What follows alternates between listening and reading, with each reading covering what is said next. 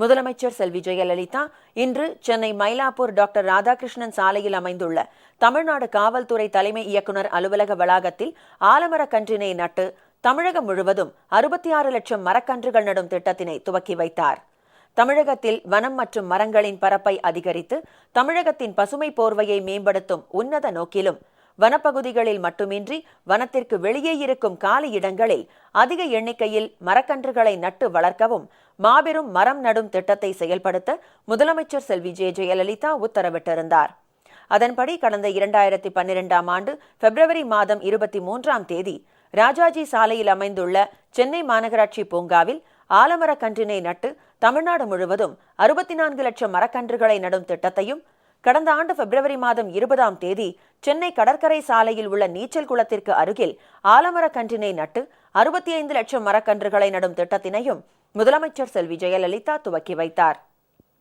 இந்த திட்டத்திற்கு பல்வேறு தரப்பினரிடையே மிகுந்த வரவேற்பு உள்ளதால் இந்த ஆண்டு வனத்துறையின் சார்பில் 49 கோடியே 18 லட்சம் ரூபாய் மதிப்பீட்டில் மாவட்டத்திற்கு 2,06,250 மரக்கன்றுகள் வீதம் மொத்தம் 66 லட்சம் மரக்கன்றுகளை நடும் திட்டத்தினை முதலமைச்சர் செல்வி ஜெயலலிதா இன்று சென்னை மயிலாப்பூர் டாக்டர் ராதாகிருஷ்ணன் சாலையில் அமைந்துள்ள தமிழ்நாடு காவல்துறை தலைமை இயக்குநர் அலுவலக வளாகத்தில் ஆலமரக் கன்றினை நட்டு துவக்கி வைத்தார்.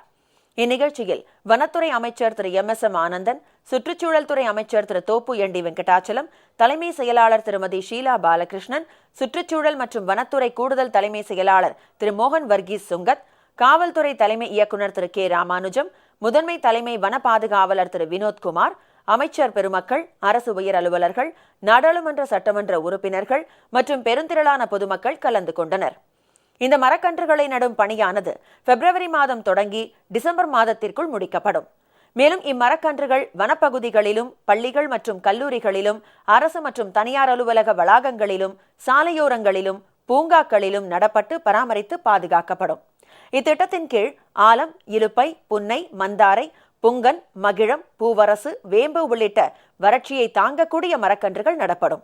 இந்த திட்டம் தமிழ்நாடு மாசு கட்டுப்பாடு வாரியம், சுற்றுச்சூழல் பாதுகாப்பு மற்றும் புதுப்பிக்கத்தக்க எரிசக்தி மேம்பாட்டு நிதியில் இருந்து செயல்படுத்தப்படும்.